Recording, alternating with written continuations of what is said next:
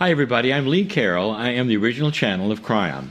Greetings dear ones, I'm Kryon of Magnetic Service.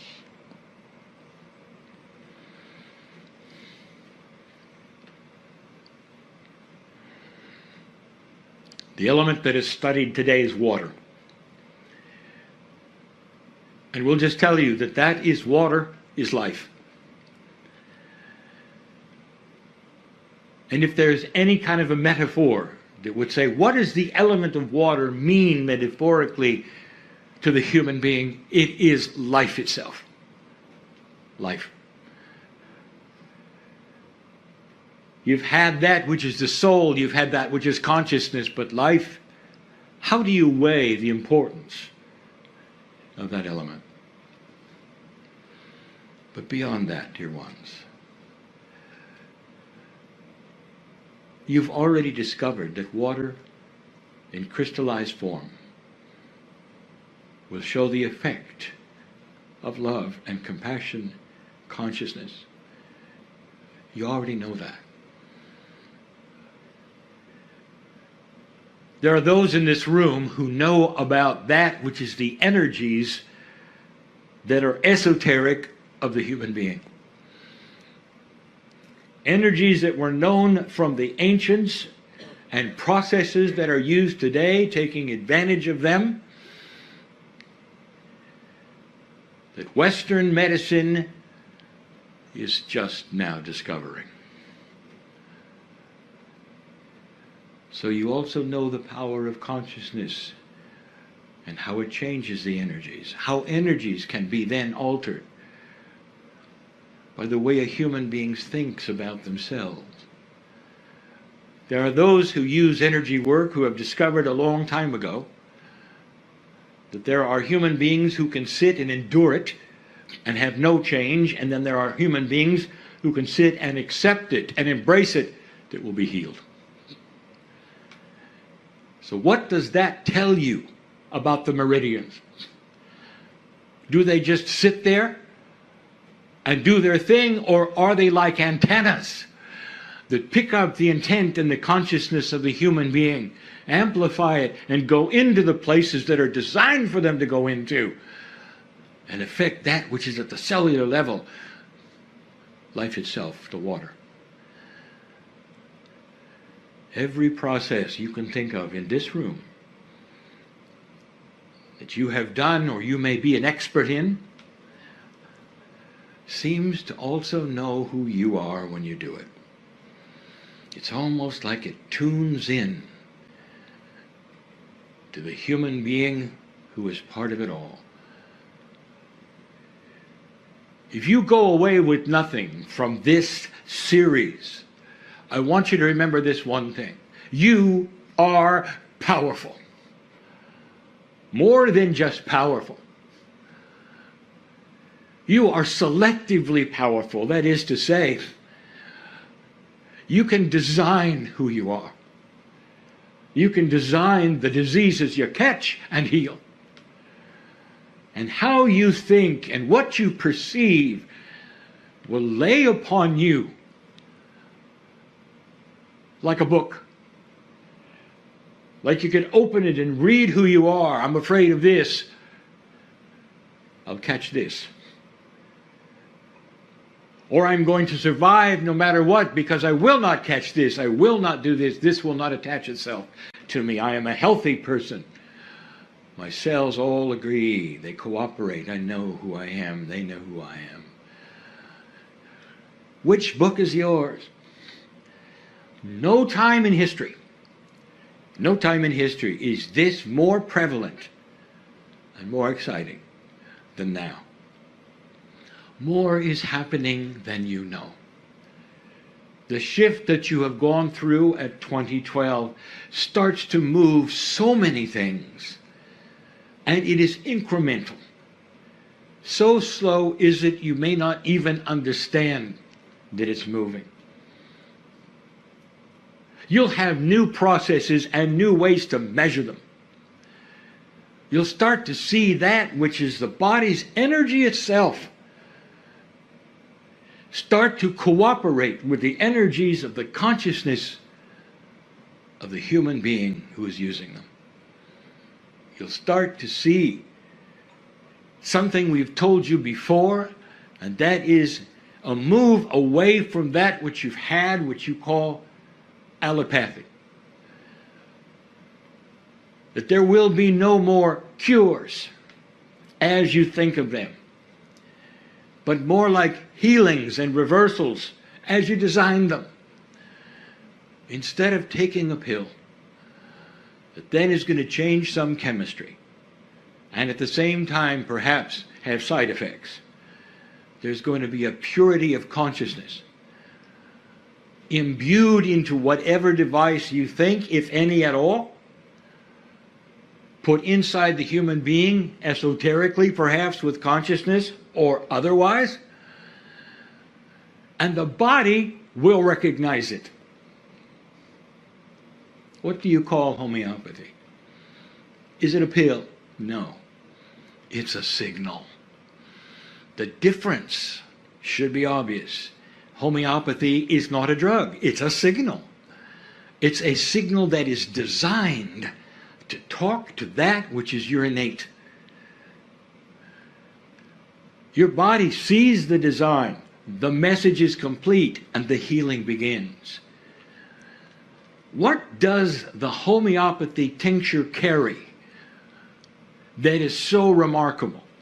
And why would a signal demand the body do something? And the answer is that with the signal that tells the body what to do, there is the instruction from the boss. That's you, because you are the one who put it under your tongue. And it was your intent imbued upon that which is the tincture. You're the boss talking to yourselves in a way perhaps that the ancients always knew about. When you do acupuncture, what are you really doing? Is the energy in the meridians, in the needles, in the esoterics of it? Or is it a signal? Using that which is the energies. And the signal is instructions. I know you're there, this is the meridian, this is what it does, and it comes from the intent of the one that is able to sit through it and say, it is my body, this is what I want. All of these messages being given to the human body, right to the life source, right to the water. What do you know about water? You can restructure it with consciousness. What do you know about the human bonding of the water to life itself? You can change it with consciousness. What have you already discovered through the ancients' processes that I've just mentioned? Healing. Instructions to the body. I want you to start seeing something. That there are more of these than you know. The affirmations that you're now speaking out loud is part of the issue of bringing it out and letting the ears hear it, let it go into the consciousness and affect who you are. Meditation itself is so strong now because it's the human being with the intent giving instructions, not just energies, not just prayers. Do you see the difference between praying for something and instructing? Is it possible you can instruct the planet? Is it possible you can instruct yourselves? With all of this, do you think perhaps you could increase your lifespan? Stop aging to the degree that you are. A body ages because it doesn't have instructions. Are you listening to me? The body ages because it does not have instructions. You'll say, this is silly. The body ages naturally because of the way it rejuvenates or does not, because of the telomeres shortening, because of this and that. And I'll tell you, dear ones, it will do what it does if you just sit there and watch it. And that's the default of the way a body works without instructions. But when you start instructing it, then you give it the blueprint of how it reproduces and how it regenerates and how it chases away the inappropriate things. I'm telling you, you're in control. No more than any time in history, you are in control now. It's a greater way than you think. There's more going to be given. But I'll tell you this, I want you to look to the ancients and your ancestors. They had things that you've thrown away. Wisdom that you do not necessarily want to look up and read. Ways of getting along. Old adages and sayings that are so profound that you've cast away on the floor. Ceremonies that worked because the ones who did the ceremony were of like mind and understood what they were doing. Kryon, are you saying we should do ceremony? Yes, you should do it in your own way. In a modern way, perhaps. Maybe even at the office. Do you think something like that is possible? And the answer is yes. When human beings discover something that works, they'll do it. And ask questions later. This is what's happening. This is what's going on. Compassion in the workplace. This is what's going on in so many places around this planet that is unreported, that you don't know about. It will be years before the news will ever pick that story up. Not enough drama, you'd say. And yet it is the most dramatic thing that's happening on this planet.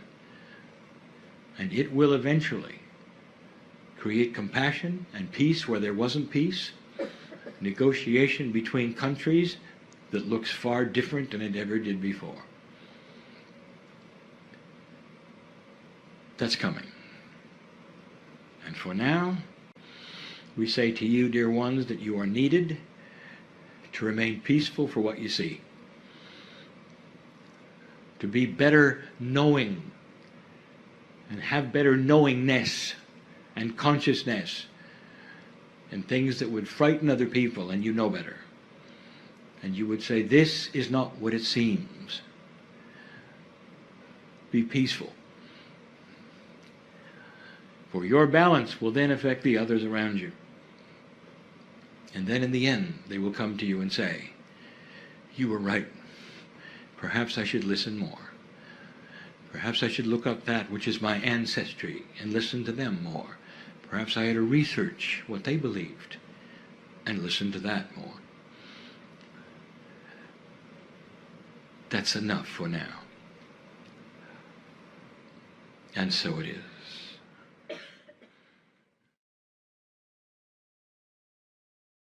Of magnetic service. You study air, the fourth element. Here's another element which seems to be invisible. You can see it clearly. The wind carries it. It is the wind. But in general, it is something that is precious to you. You need it for life. Even more than water.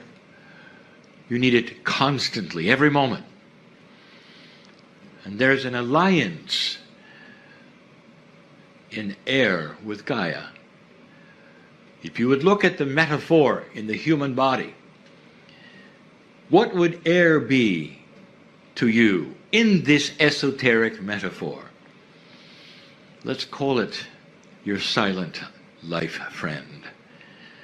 Something that is invisible, something you take for granted, something you need every moment of every day. And when it's gone, you're aware of it. And you cannot survive. My partner today speaks of things that are hidden. They are hidden in history. And the more you learn about them, the more you know about the magnificence of not only yourselves, but of your ancestry. We told you that on this planet today, that the wisdom keepers, which I will say are the ancients, with a capital A, they have that which is missing in the Western world. They carry the wisdom from the past And the indigenous know it. And that is why the indigenous honor the ancestors, listen to the ancestors, and have stories passed down from them that they continue to teach to their children. It's a wise culture that will take the ancients and make it a part of the teaching of the little ones. And that is not what you've done. What if you could extend this? Who were the ancients before the ancients? And that is the study of the stars. The ones in the galaxy before you. Is it possible that their wisdom is also in you? And then you'd have to ask the question, well, where did you really come from? Is it possible that you, as a human soul, are an extension of what has been before Earth had life? And if that's the case, do you have wisdom beyond the planet that you could pull in and help what's going on now? That invisible friend called air is the ancient wisdom you carry. What if you could pull upon this right now? I would like to tell you something, dear ones. Many in this room have. The ones listening to this in the future will begin this. The very wisdom that I am talking about, this invisible friend you have, is yourself in your own Akash. That, combined with what you would call the creative source, is the secret for peace on earth. You are starting to discover energy beyond that which you would say is the energy you would need to live. This is energy within the human body. These are specific energies that have always been here for your humanness and the biology that you had before you ever came here. If I told you that the energies of the creative source and your body were the same for other life forms all over this galaxy, would you question that? Would you say, well, the other life forms probably were not humanoid? Yes, they were. Other life forms were probably not like us? Yes, they were. And we'll say it again. When you meet them someday, they may look a lot like you. What did you learn that was not from Earth, that you pull in right now in your Akash, and you intuitively are awakening to something that's from the stars? Now, what would that look like? I'll tell you. The astrologers are awakening to quantum astrology. The homeopathists are awakening to esoteric multidimensional homeopathy, energies beyond what they thought. Some of the most ancient and understood known facilitations are starting to have multidimensional attributes. That is an awakening from the stars. You didn't have it until now, and your Akash is starting to give it to you. This is your best friend. Air is so interesting. Did you know that right now, this particular group, where you are on the planet, is one of the freshest places you can be, with the purest air you could have? The reason? You study in school photosynthesis. You understand the air and carbon dioxide exchange. You understand that Gaia, the trees, are giving you the oxygen that you need for life. You understand that you give them back something they need. But did anyone ever tell you where most of the oxygen on the planet is produced? And if you would say, well, it has to be the forests, you'd be wrong. They're the smallest things that exist, the lichen. all of the moss, the rainforests, they are producing more oxygen than the trees. Therefore, you are in the right place at the right time to go outside while you can and breathe some of the purest oxygen that is being manufactured by your best friend, Gaia. You have another best friend in this metaphor, and it is your Akash. It is giving you the life force that will create something very special on this planet. New information for new health using the energy meridians of the body and so much more. So much more.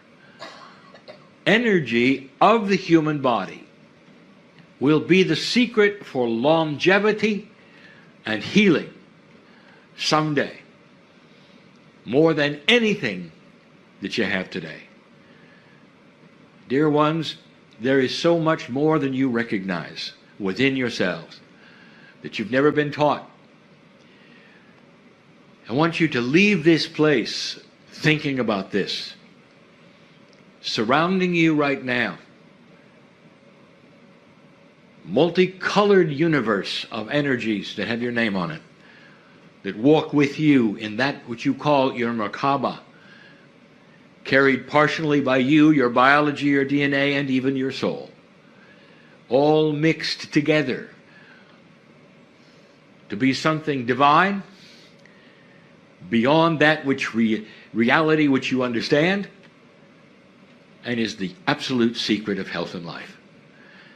This is why, as you discover these things in the future, you won't overpopulate yourselves. You'll have wisdom to know what works and what does not. A whole different way of producing food, electricity, and water. A new paradigm of living for the planet will wipe out all of the fears that you currently have in 3D. You don't know what you don't know. If you can hold this vision and think positively, this positive feeling will carry over even into your next life. And when you're born, your Akash will ring with it, that there's hope, you're here for a reason, and you don't have to suffer. The new generation on this planet is the key to everything that's going to take place. And as time goes on, you will be the new generation. Think of it. And so it is.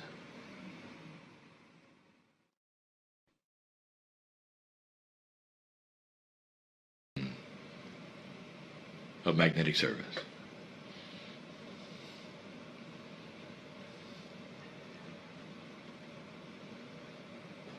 There are so many lessons that human beings could learn that are so beautiful and benevolent and awakening.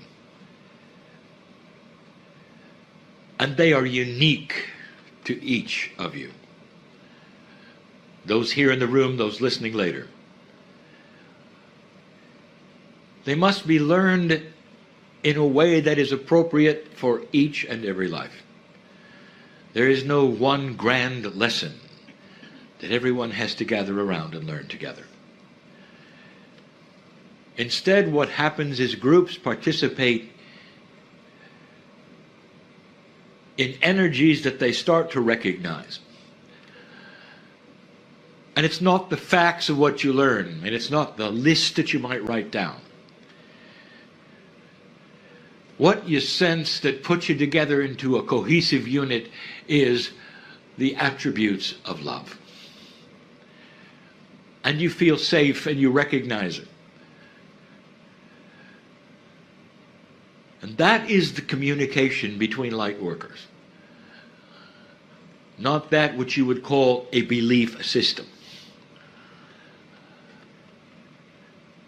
I would like to say, stop calling it a system. Is love a system? And the answer is no. Is compassion a system? And the answer is no. Then your relationship to the Creator is not a system.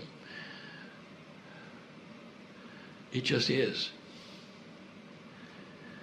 But others will recognize the same energy that you do. Not in a system, but in that compassionate energy that surrounds all of you. It makes you a better person because you are compassionate and loving to yourself, but then to others. It changes all of the attributes of your expectations, but it's got to start at home. It has to start that place that you call you. And you've heard it over and over, forgiveness of self. It's not really forgiveness. It's an awareness of who you are and what you may not have to forgive. It's an awareness, again, of being born magnificent. And no matter who you thought you were, that is who you were as a child. That's what the child thought until they grew up and understood everything about compassion and love. The God that created you is you. I'll say it again. Made in His image is a phrase that so many have used in the past to describe the divinity in a human being. And the image is not the image of a prophet or the image of the face of God. It's the image of compassion. It is love. Made in His image means you are a piece of the Creator. The image of the Creator is inside you. That's magnificent. That's the engine that you start to use to create whatever it is you need right now. Solution to the problem you came with today? The engine is there. Solution to the health issues you have? The engine is there. We told you the last time we met. How are you going to instruct the engine to then drive forward and eliminate these things that you don't necessarily need to have, that are inappropriate to your life at this time, dear light worker? Do you feel that your life is limited? Do you feel that perhaps it's going to be over soon?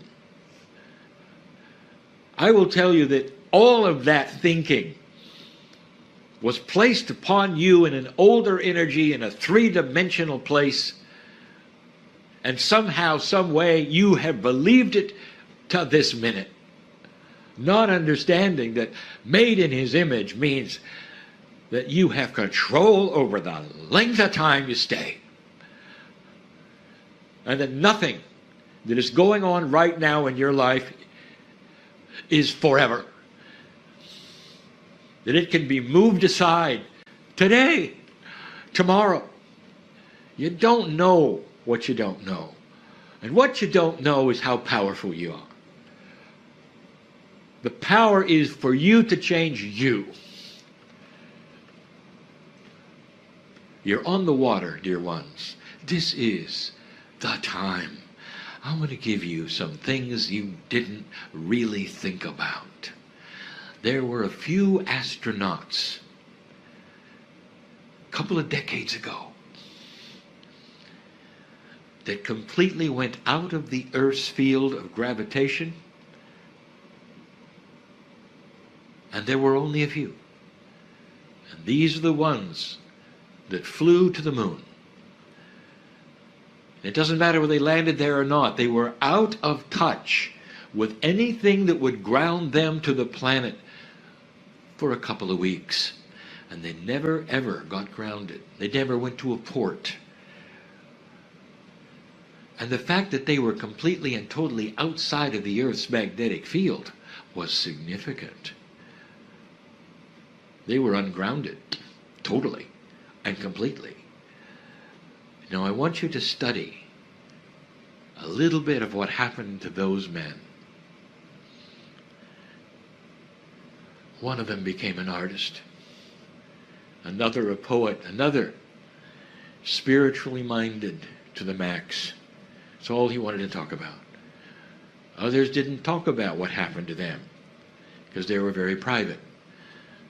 But they were so private they didn't even want to talk about the trip, because each single one of them had an epiphany that they never expected.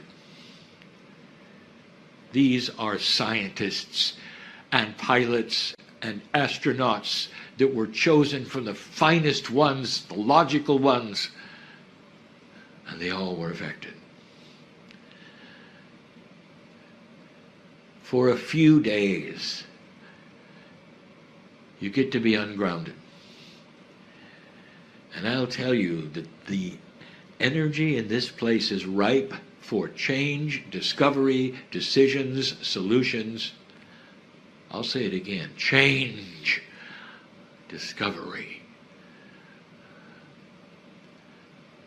and solutions. Take advantage of it or not, that is free choice. I speak to the small group here. And those listening in the future, know this, that when you take these journeys, where you're over and on the water for lengths of time, that these create wonderful creative times. And we've said it before, those who want to write books, take a cruise. Those who want to write poetry, take a cruise. Those who want to have solutions in their life that they cannot seem to grasp, take a cruise. It's almost an invitation for you to think differently. Accomplish things you might not have otherwise. And then when you return to the grounding, it all starts to make sense. And you look backwards to only perhaps a week or two before and say, I never thought of that. I feel different now. And it wasn't because it was a vacation, dear ones, any more than the astronauts took a vacation. It was something else. You with you, some of the greatest tools you could have. And so it is.